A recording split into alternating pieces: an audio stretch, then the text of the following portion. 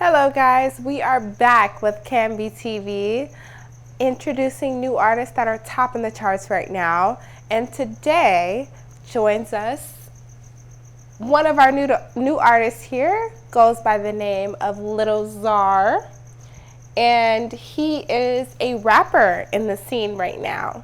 So Lil Czar all day. we're just here to ask him a couple of questions. And yeah, we want to know, Lil Czar, how did you get into the music business and what made you want to be a rapper? Honestly, I was born with it. The day I can remember walking, I was 4 years old. I was rhyming while I was walking. Literally, I was putting together rhymes as I was walking at 4 years old. Ever since then, I never looked back. That's an interesting story, Lil Czar. Most people would say, where are you from? For one, let's go there. Here and there. Where do you think I'm from? Well, we're in Reseda, California right now. It took you about 10 minutes to get here, so I would say you're from the Valley somewhere. Yeah. Okay. Most of the time, yeah. You're from the Valley. 818. Ripping All right. 818 all Yep. day. 818. So let's say you're from the Valley. You're a white kid from the Valley. What made you want to become a gangster rapper? Because your songs are pretty explicit. They're pretty, hardcore. They're a little Eminem, Jay-Z type. So what made you want to become a hardcore gangster rapper, being a kid from the Valley? I mean, first of all, Eminem and Jay-Z, that's like two separate sides of the spectrum. You're either Eminem or you're Jay-Z. Can't really be both. So They're both legends. true. So, and for me to compare you to them, I appreciate it. that's a big thing. I do, That I yeah. compared him to Eminem or Jay-Z, which are I'll take huge it. people in the Absolutely. rap game. So, I think the main reason that I compare you to Eminem is because you are a white rapper, and there are those stereotypes of white rappers. Yeah. So, what makes you different from any other white rapper that, people look down upon, I would say? Why do you think they look down upon? People just assume white rappers are like these culture vultures. They're just trying to attack the black culture with white rapping. What makes you, a hardcore person in the game? What makes you not a culture rapper? What makes you someone who's been into rap for, quite some time and actually respects the game? I think that's what people don't understand. A lot of people think that these white people come in and they don't have a love for rap, and that's what people look for, is someone who has a love for rap, who's grown up with rap and things like that. So what makes you, love rap? Well, I'm a true believer of nurture versus nature. And as a Russian white kid growing up in the Valley, there is a distinction, I think. Sure, my skin may be this, but, I'm not necessarily American white and all that. I came from another country. Yeah. Came here when I was 10 years old. So when'd your love for rap start? Let's go by that. Yeah. I'd say it was like high school, 9th grade, Okay. I was trying to find myself, trying to figure out, who I was and what I was doing. And, it's like, I just figured, let me see what my talents are. And it turns out I could really rhyme really well. So I just started battling people, Lunchtime, I would just go out into those circles and just start rhyming. Really? Yeah, just jump in. Exactly. And it's like, I didn't know it either, but I just had a real natural talent for putting together rhymes. And And, you know, people saw that. Different people. White people, black people, Hispanic people, whatever, it doesn't matter, you know, because music is music, rap is rap, talent is talent. It's, you know, that's the thing that I want people to know. It's like, it's universal. Yeah. It brings people together. And for me, it was just an outlet, you know, from just those hard times being in the Valley. You know, my parents being at work, me being an only child, having nothing to do. You know, I would just sit there, get on my computer, and start typing out stuff. You know, some people have a notebook. You know, they write their little rhymes in their notebook. I had my computer. I just typed all that shit out. Oh, really? Yeah. So you didn't really use like a notepad or anything? No. I was super new school about it. You typed it out. I typed it out. New school rapping for you guys. And I had a little binder. You know, I had a whole big ass binder. Wow. All my different rhymes, different sheet, organized. You know. Wow. Yeah. Okay. Verse, chorus, 4 bars, all that. Yeah. Do you have any inspirations, you know, someone in particular who got you into rap? Someone, you know, it can be a kid at school or it can be a, you know, famous artist. Someone who influenced you to go what you wanted. Anyone in particular? You know, I was part of the whole little battling cliques in high school. You know, we used to go and battle and stuff. So I had a couple of friends that were part of that, and they thought they were the shit. You know, they thought they were so good, but until you came reality, they were not. Exactly, yeah. It's like they had no idea when I came up in that little circle, put on my hoodie, and just dropped it. Was like, you know, not to toot my own horn or whatever, but I've always had kind of that natural talent for rhyme.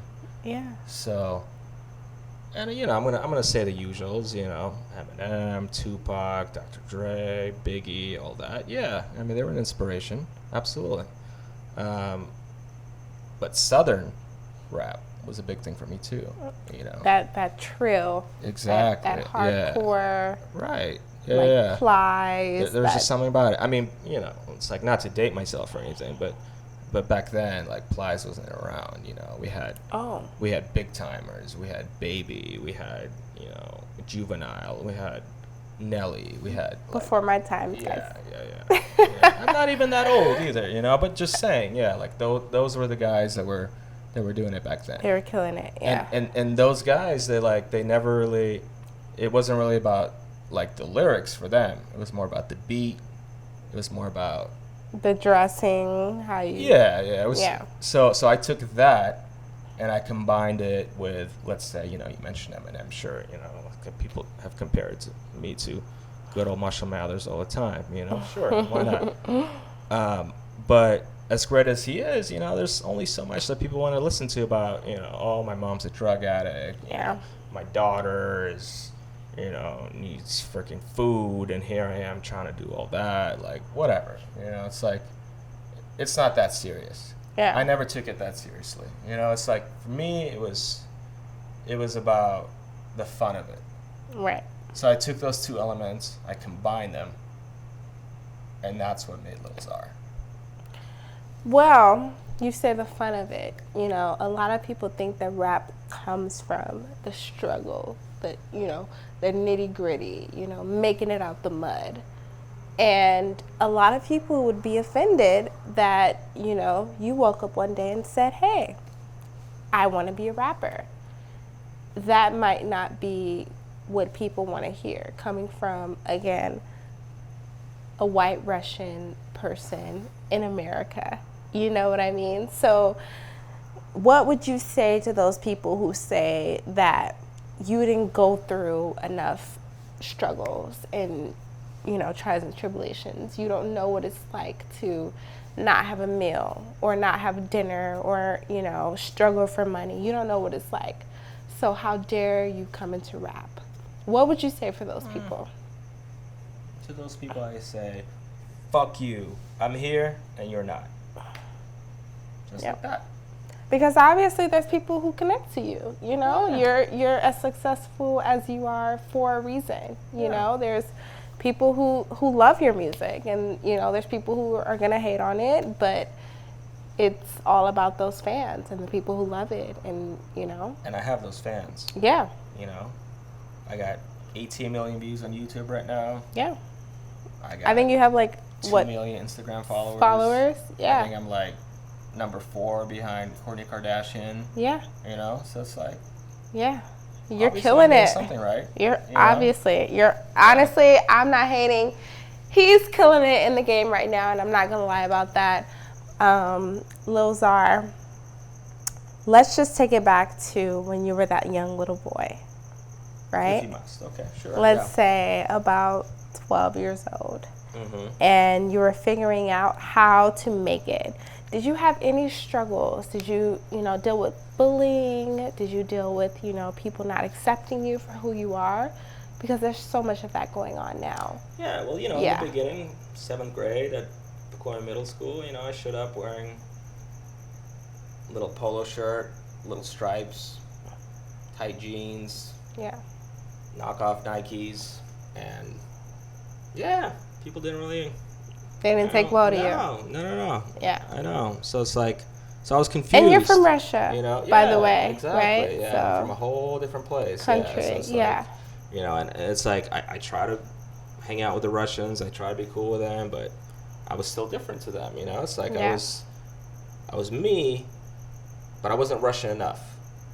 It was like, it was always that. It wasn't like, I wasn't Russian enough. I wasn't white enough. I wasn't black enough. I wasn't whatever enough. It was like, whatever. It was like, where do you fit? I just made my own, I became me. That's how it was. I created my own bracket of people. Lil Czar for everyone. Exactly. How did you come up with that name, by the way? Well, yeah, it was kind of the beginning stages when I was like just trying to rhyme and all that. Yeah, I had one of these friends, and he kind of just almost jokingly said, "What are you going to call yourself, Czar?" And I kind of thought about it, I'm like, because Czar, for those that don't know, is a Russian king, right? So you got your kings and your regular English speaking, whatever the fuck, and in Russia we have Czars. So as corny as it sounded, it kind of stuck, So I don't know where the whole little thing came from, though. Probably because I was kind of young. I was still like, I was like 17, 18 when I had my first platinum hit.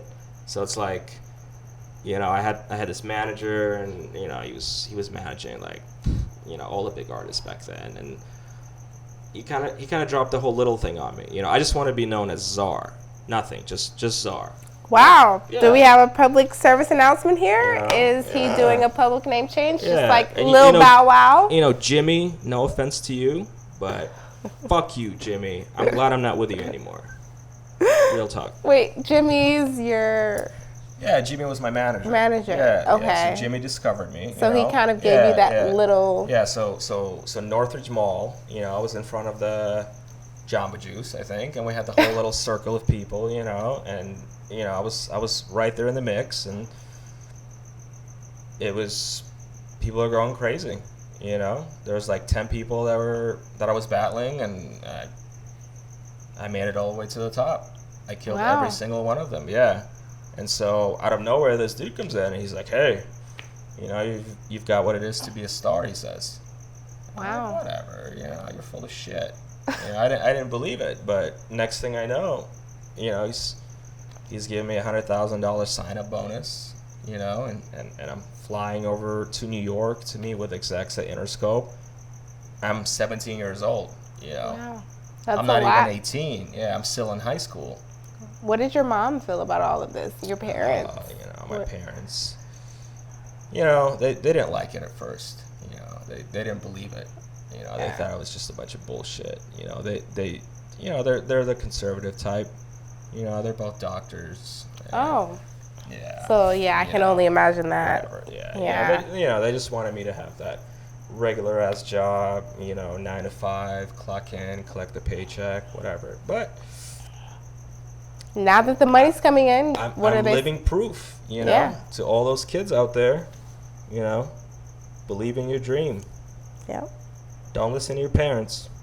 They'll listen come around. Listen to your parents sometimes, but listen to yourself first. Yeah. That's a good message, Lil Czar. That's a very good message. I'm just asking for our viewers because, our viewers have questions and I have to give them the answers to those questions. So one of the most liked questions that we got on Twitter is, what kind of girls do you like? Oh, man. Is Lil Czar single? Oh, man. And if so, who's the perfect girl that can come into his life? What is Lil Czar's type? What are you doing after? Let's just leave it at that. Yeah. Yeah. I'd love to take you out. Are we a good time? And when I say take out, I don't mean just like go to your regular old Red Lobster around the block. I'm saying I will take you to every continent on a private jet and take you to every place wait, that needs to be seen. Lil Czar, this has nothing to do with me. I'm just saying. You asked. I don't know That's all it is. Oh goodness. I'm sorry for being forward, but ever since I walked in here, I couldn't take my eyes off you. Oh so. my God. So there's that. Don't, Lil Czar, don't make me blush. It's a good thing this isn't live, because I might be a little too forward, but yeah. I don't know if you know how to handle a girl like me. Just saying. You think so? Yeah, I don't know I'll who give it a you've shot. been around. We'll talk Are we? after this interview. Okay, we'll talk. So I guess that answers our question. I think it does, yeah. doesn't it? Yeah. Honestly, the only reason I even took this bullshit-ass interview on your bullshit-ass network, on your no offense, but this whole live stream thing, I mean, I've done interviews on MTV, BET, CBS, ABC, NBC, just all those acronyms just dropping. And, it's like, my publicist came around and he's like, hey, there's this little show. It's a live stream. It's called the Cammy Mix Show. I'm like, the fuck? I don't want to do that. But he's like, oh, you should check out the host. She's young, and she's fresh, and she's beautiful. And I think you should give her a shot. I think you should get on the show. Man. So you know what? I did my little research about you too. Oh, did you? I did. Yeah, I watched a couple of your episodes. I watched the interview you did with DJ Moeen. Oh. Yeah. Yeah. And how was that? I heard that was your first interview. It was. And shit, you did your thing. Not to make it about you, because this is all about me, but thank you. Yeah. Well, I appreciate that, and I'm glad to have you here on our show today. I'm happy to be here. As stupid as it is. It's not stupid, but you make it what it is. Oh, thank you. Yeah. We're trying here, and you're definitely going to give us a boost in ratings just by being here. You think? Of course, just by your name. No, that was sarcasm. No, of course, just by your name, you're amazing. So I appreciate that. We want I try everyone to be to humble, see that. but I know who I am. I know where I rank. As you should. Yeah. As you should. Oh. Yeah. As I should. Okay. Should. He says I should be a little cocky and a little humble. Mm-hmm. So, guess I'll take that into consideration. But we are so glad to have you here. And now this is the part where you drop the last question, right? Because I've seen this before. You wrap the interview up and you're like, all right, the interview is over. What's the last question? Yeah. And it's supposed to just knock him dead. So go ahead. Yeah. So we have a last question for you. I bet you do. Mr. Czar. Mm-hmm. Okay. So here's the last question. What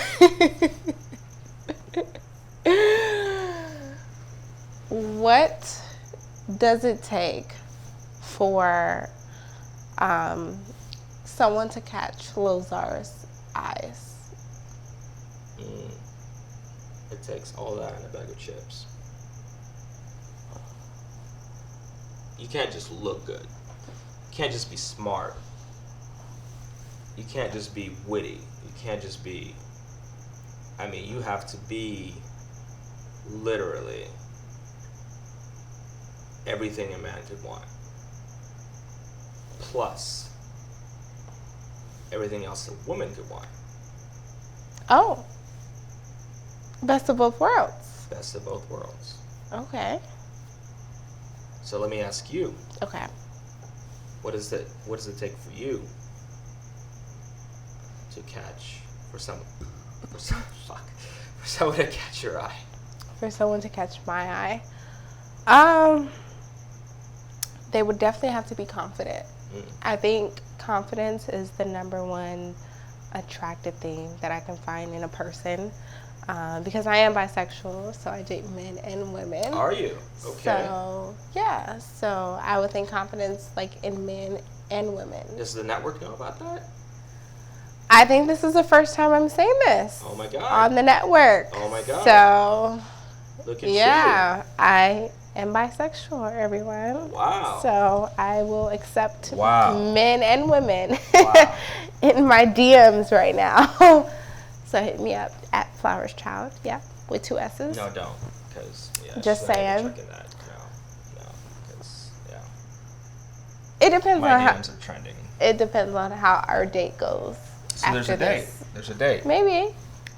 No, you just Maybe. called it right there. Maybe. It was your idea first. It was, So, but you just confirmed it live on air. I mean, I don't have anything to do tonight, so Okay. why not? Tonight? All right. So how about Yeah. tonight? Tonight, we're gonna go down to the airport. We're gonna hop on my jet, and we're gonna go to Hawaii Tonight. right now, as soon as this interview is over. What do you have? You got clothes? You don't need clothes. I have a whole different wardrobe sent for you. What are you? You're like a 34, 26, 32, 26, 34? Is that about right? Those are my measurements. So, takes practice, but Wow. yeah, I got that extra vision. Well, guys, I guess I'm going on a date tonight with Mr. Lil Czar. And I think I want to drop an exclusive for your viewers. Today, officially, I am dropping Little from my name. From now on, I will just be known as Czar. And you heard it first. you heard it first here On- at Can Radio. There it is. Okay? This is no longer Lil Czar. He is officially Czar. And that's what we'll call him from now. So That's it. thank you so much for interviewing me with me, Czar.